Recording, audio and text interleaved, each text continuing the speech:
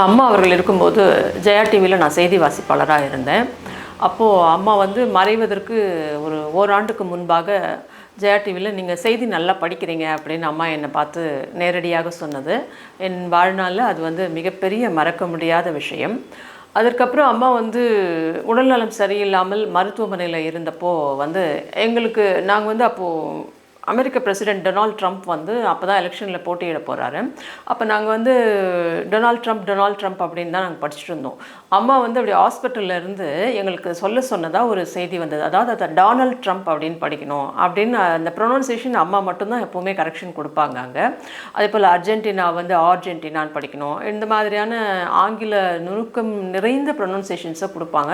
So அப்போது எங்களுக்கு ரொம்ப சந்தோஷமாக இருந்தது. அம்மா நல்லா தான் இருக்காங்க, சீக்கிரமாக வந்துடுவாங்க அப்படின்ற அந்த நினைவுகள். ஆர்கே நகரில் இந்த மெட்ரோ ரயில் திறப்பு நிகழ்ச்சியில் மெட்ரோ ரயில் அந்த ஃபேஸ் 1 ஸ்டார்ட் பண்ணும்போது ஃபஸ்ட்டு அம்மா அந்த ஆரம்ப நிகழ்ச்சிக்கு இனாகுரேஷனுக்கு இங்கே வந்திருந்தப்போ அப்போ பார்த்து எப்படி இருக்கீங்க அப்படின்னு நாங்கள் நாலு ரோட்டில் நின்று அந்த நிகழ்ச்சிக்கு போகும்போது அம்மா முடிச்சுட்டு போகும்போது நின்னப்போ அப்படி எப்படி இருக்கீங்க அப்படின்னு கேட்டு அம்மா நிறுத்தி ஒரு நிமிஷம் பேசிட்டு போனதெல்லாம் வாழ்நாளில் என்னால் மறக்க முடியாத விஷயங்கள். அம்மா இல்லைன்னும் போது அது மிகப்பெரிய ஒரு மனக்குறை தான் எப்போதுமே. அதனால் இயற்கைக்கு முன்னாடி நாம் எல்லாருமே ஒன்று தான் அப்படின்னும் போது அந்த செய்தியை கூட நான் அன்று மாலை டிசம்பர் 5 மாலை நான் ஜெயா டிவியில் தான் இருந்தேன். செய்தி ஸ்லாட் எனக்கு இருந்தது படிக்கிறதுக்கு. அந்த நேரத்துலேயே அந்த மாலை தாண்டின அந்த நேரத்தில் சிறிதாக அந்த செய்திகள் கொண்டு இருந்தது. அப்போ படிக்கவே முடியல, எப்படி போய் படிக்க போகிறோம் இந்த லைவ் அப்படின்ற மாதிரி தான் இருந்தது. அங்கே எல்லாமே லைவ் செய்திகள் தான். அப்போது ரொம்பவும் கண்ணீரோடும் லைவ்லேயே ஒரு அழுதுகிட்டே படித்த அந்த காட்சிகள்லாம் இப்பயும் இருக்குது. அவங்க மரணித்த செய்தியை நாங்கள் படிக்கலை, ஆனால் அதற்கு முன்பே அந்த தகவல்கள் கசிந்த போது என்னால் என்னை கட்டுப்படுத்தி கொள்ளவே முடியவில்லை. அம்மாவை நினச்சா இதுவும் என்னால் இன்றளவும் கட்டுப்படுத்தி கொள்ள முடியாத விஷயங்கள் இவை. பொதுவாக புரட்சி தலைவி அம்மானாலே பெண்கள் முன்னேற்றம், அதில் இன்றளவும் அதை யாருமே தாண்டி போகலை. பெண்கள் முன்னேற்றத்துக்கு மிகப்பெரிய முக்கியத்துவம் கொடுத்தவர் அம்மா. பெண்கள்லாம் அதற்கான அடையாளத்தை உலக அளவில் கொடுத்தவர் புரட்சி தலைவி அம்மா அவர்கள். இன்றைக்கும் அமெரிக்காவில் இருக்கிற என்னோடய ஃப்ரெண்ட்ஸ் கூட என்னோடய ஸ்கூல் ஃப்ரெண்ட்ஸ், காலேஜ் மேட்ஸ் எல்லாருமே அம்மா இருந்த வரைக்கும் கேட்பாங்க, நாங்கள் வந்தால் அவங்க அங்கே இருக்காங்கன்னு தான் பேர், ஆனால் வந்தால் நாங்கள் சென்னை வந்தால் அம்மாவை பார்க்க முடியுமா, அம்மாவை நம்ம ரோட்லேயாவது நின்று பார்க்க முடியுமா, அதுக்கு வாய்ப்பு இருக்கா, அவங்கள பார்த்து விஷ் பண்ண முடியுமா அப்படின்லாம் என்னை கேட்பாங்க எப்போவுமே. இன்றைக்கும் அவங்க இல்லாமல் இப்போ எப்படி இருக்குது அப்படின்ற மாதிரியான கேள்விகளை அவங்க இன்றைக்கும் மறக்காமல் வெளிநாடுகளில் இருக்கக்கூடிய என்னோடய ஃப்ரெண்ட்ஸ் கூட தொடர்ந்து கேட்டுகிட்டே இருப்பாங்க.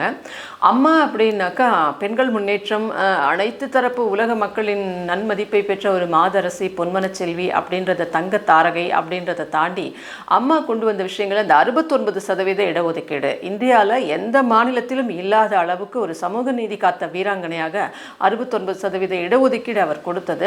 பல்லாண்டு கால பிரச்சனையாக இருக்கக்கூடிய, எந்த ஆட்சியிலும் தீர்க்க முடியாத பிரச்சனையாக இருக்கக்கூடிய காவிரி நதிநீர் பிரச்சனையை ஒரு உண்ணாவிரதத்தில் தொடங்கி அதை தொடர்ந்து முன்னெடுத்து சட்ட போராட்டம் நடத்தி நம்முடைய நதிநீர் உரிமையை நிலைநாட்டி அரசிதழில் இடம்பெற செய்த அந்த வரலாறும் இன்ன வரைக்கும் யாராலையும் தாண்ட முடியல அப்படின்றது எங்கள் ஆட்சியில். அண்ணன் எடப்பாடியார் தாண்டி அதை வந்திருக்காரு. காவிரி ஆணையம்லாம் நாங்கள் அமைச்சோம்.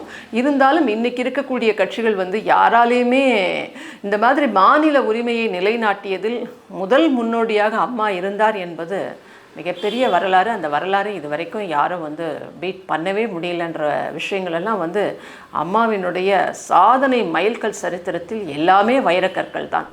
திட்டம் அதே போல் மீண்டும் பெண்கள் தான் முதல்ல வருவாங்க. அம்மா எப்போதுமே பெண்கள் முன்னேற்றத்திற்கு, அது சின்ன குழந்தையாக இருந்தாலும் முதியோர் வரைக்கும் முதலில் பெண்களுக்கு சுயமரியாதை, பெண்கள் முன்னேற்றம், இதெல்லாம் பல பேர் வாய்க்கிழியே இன்றைக்கி பேசிக்கிட்டு இருப்பாங்க. ஆனால் இதையெல்லாம் சத்தம் இல்லாமல் நடத்தி காட்டியவர் புரட்சி தலைவி அம்மா அவர்கள். அம்மா கொண்டு வந்த திட்டங்களில் பார்த்திங்கன்னா, அம்மா கருவறையிலிருந்து கல்லறை வரை திட்டங்களை கொண்டு வந்தார். யாரையும் விட்டு வைத்ததில்லை. எல்லோருக்கும் தன்னுடைய ஆட்சியின் நலன் சென்று சேர வேண்டும் என்று நினைப்பவர். குறிப்பாக பார்த்தோன்னா பெண்கள் முன்னேற்றம், இந்த தாலிக்கு தங்கம் திட்டம். ஒரு பொட்டு தங்கம் வாங்க முடியுமா, ஒரு மூக்குத்தியாவது வாங்க முடியுமா என்று இன்றளவும் கிராமப்புறத்தில் இருக்கக்கூடியவர்கள் நினைத்து ஏங்கி கொண்டிருக்கும் வேளையில் தாலிக்கு தங்கம்னு 8 கிராம் தங்கம், 1 சவரன் தங்கத்தை கொடுத்தவர். பட்டயம் படித்த பெண்களுக்கும் பட்டம் படித்தவர்களுக்கும் இந்த திருமண உதவித்தொகையை கொடுத்து தனக்கும் திருமணமாகும், தனக்கும் திருமண நிதி உதவி கிடைக்கும் அப்படின்றது. அதே போல் இந்த சமுதாய வளைகாப்புகள் நடத்தது. ஒரு தாயை போல இருந்து அனைத்து பெண்களுக்கும் அவர் எல்லா விஷயங்களையும் அரசின் நலத்திட்டமாக இல்லாமல் ஒரு பொண்ணுக்கு அம்மா செய்கிற மாதிரி கல்யாணத்திலேருந்து, வளைகாப்புலேருந்து, அந்த கர்ப்பிணி பெண்களுக்கு உதவித்தொகையிலிருந்து, அந்த குழந்தைகள் பிறந்தா ஒரு சின்ன குழந்தையைப் போல அம்மாவே குழந்தையாக மாறிவிடுவார். அந்த 16 பொருட்கள் அடங்கிய அந்த தாய் சேய் நலப்பெட்டகம்ன்றது யாருமே உலகத்தில் எந்த முதலமைச்சர்களாலும் எந்த பிரதமர்களாலும் நினைத்து பார்க்க முடியாத அளவுக்கு அம்மா வந்து ஒரு தாயை போல அதில் கிலுகிலுப்பையிலேருந்து நாப்கின்ல இருந்து சின்ன நகைவெட்டியிலேருந்து அந்த குழந்தைகளுக்கு பார்த்து பார்த்து செய்தவர். அதுக்கப்புறம் அந்த படிக்கிற குழந்தைகளுக்கு பார்த்தீங்கன்னா நீங்கள் அவங்க ஸ்கூல் போனால் ஸ்கூல் பேக்கில் இருந்து, அட்லஸில் இருந்து, பென்சில் பாக்ஸில் இருந்து அது எல்லாமே அம்மாவே வடிவமைப்பாங்க. அவங்களே வடிவமைச்சு இதை போல் கொடுங்க அப்படின்றது, குழந்தைகளுக்கு கலவை சாதம் கொடுக்கறது, முட்டை கொடுக்கறது, லேப்டாப் கொடுத்தது, சைக்கிள் கொடுத்தது, ஸ்கூட்டி கொடுத்தது, இப்படி சொல்லிக்கிட்டே போகலாம் அம்மாவின் சாதனைகளை. இதெல்லாம் அம்மாவினுடைய சாதனைகள்னு சொல்லும்போது பெண்களுக்காகவும் குழந்தைகளுக்காகவும் அவர் செய்தது மாணவர்களுக்காகவும் நினைத்து பார்க்க முடியாத ஒன்று, தொட முடியாத சிகரமான திட்டங்கள் அவையெல்லாம்.